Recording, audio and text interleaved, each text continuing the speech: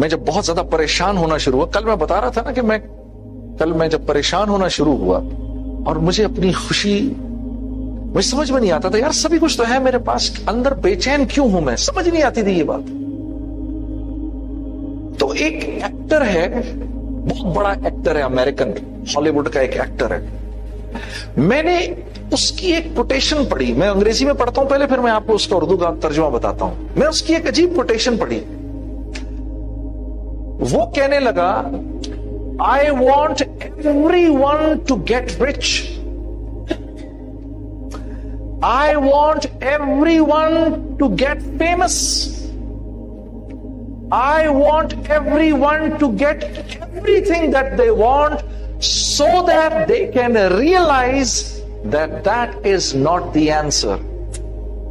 میرا دل کرتا ہے سب کے سب امیر ہو جائیں، میرا دل کرتا ہے سب کے سب مشہور ہو جائیں، میرا دل کرتا ہے کہ سب کے سارے جتنے لوگ ہیں دنیا میں ان کو وہ سب کچھ مل جائے جس کی وہ تمنا کرتے ہیں، تاکہ ان کو اس بات کا احساس ہو کہ یہ سب کچھ مل جانے کے باوجود جس چیز کو وہ تلاش کر رہے ہیں وہ کچھ اور ہے. اتنا مشہور ایکٹر، میرا فیوریٹ ایکٹر تھا وہ، Jim Carrey, one of my favourite actors. یہ میں نے اس کی بات 90s میں پڑھی یا ارلی 2000 کے، میں نے کہا یار یہ کیا باتیں کر رہا ہے، اگر یہ خوشی نہیں ہے تو پھر خوشی ہے کیا؟ الا بذکر اللہ تطمئن القلوب، الا بذکر اللہ تطمئن القلوب. آپ لوگ تو خوش قسمت لوگ ہیں، اس اچھے ماحول میں پیدا ہوئے پلے بڑے. آپ میرے سے پوچھو اس آیت کا کتنا مطلب ہے میرے لیے، کہ میں نے وہ غم، بے چینی اور وہ وحشت سے گزرا ہوں کہ دل کرتا تھا کہ خودکشی کر لوں. کہتا تھا اور کیا چیز ڈھونڈوں میں، ہے تو صحیح سب کچھ میرے پاس، سکون کیوں نہیں مل رہا مجھے. الا بذکر اللہ تطمئن القلوب. میرا ہو جا بس تو. میرے دوستو بڑی بدقسمتی ہے اس کی جو اللہ سے کٹا ہوا ہے، دور ہے اللہ سے، اتنے کریم رب سے. ہاں جو کیا کہہ رہا ہے، یا عبادی الذین اسرفوا علی انفسهم لا تقنطوا من رحمت اللہ ان اللہ یغفر الذنوب جميعا انہ هو الغفور الرحیم. اللہ رب العزت میرے دوستوں ہمارے دل کی آنکھ کھول دے، ہمیں سمجھ آ جائے اس بات کی. ہاں ارے جو عزت محمد مصطفیٰ کی غلامی میں ہے صلی اللہ علیہ وآلہ وسلم. آپ دیکھو تو صحیح، بلال حبشی کہلاتے تھے. ان کے والد محترم کے بعد تاریخ میں اٹھا کے دیکھ لو ان کے دادا کا نام نہیں ملے گا.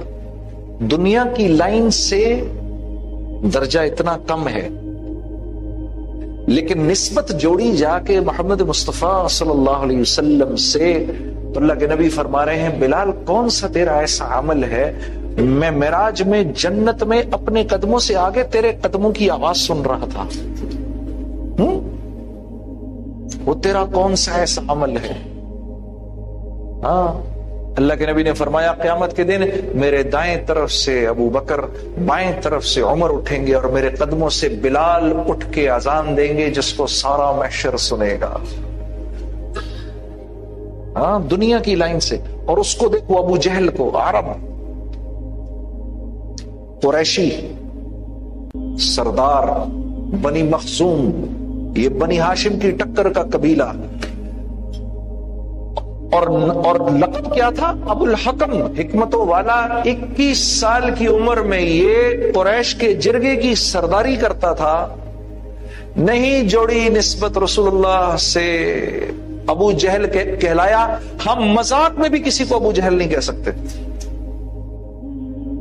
ہم کہاں عزتیں ڈھونڈتے ہیں. کہاں ڈھونڈتے ہیں عزتیں میرے عزیز دوستو؟ جابر بن عبداللہ کے ہاتھ سے نوالا گر گیا، آپ نے اس کو اٹھایا، صاف کیا، صاف کر کے منہ میں رکھ لیا۔ ساتھ میں ایک نو مسلم تھا، اس نے ایسے کہا حضرت کیا کرتے ہیں، یہ فارس کے لوگ اس بات کا برا مانتے ہیں۔ کہا اچھا، میں ان احمقوں کی وجہ سے اپنے نبی کی سنت چھوڑ دوں؟ ہاں، دیکھو اللہ نے ان کو کہاں وقت کا امام بنا دیا، اور آج ہم کو دیکھو، ہم نہیں عزت محسوس کرتے۔ رسول اللہ صلی اللہ علیہ وسلم کی غربا کامیاب ہو گئے، غربا کامیاب ہو گئے، غربا کامیاب ہو گئے، آپ نے 3 مرتبہ فرمایا۔ صحابہ نے عرض کی یا رسول اللہ صلی اللہ علیہ وسلم غربا کون ہے؟ کہا میری امت پر ایک وقت آئے گا جو میری زندگی پر، میری سنت پر چلے گا، لوگ اس کو برا جانیں گے، کمتر جانیں گے، حقیر جانیں گے، لیکن میں محمد مصطفیٰ صلی اللہ علیہ وسلم اپنے اس امتی کو بتا دینا چاہتا ہوں کہ غربا کامیاب ہو گئے، غربا کامیاب ہو گئے، غربا کامیاب ہو گئے۔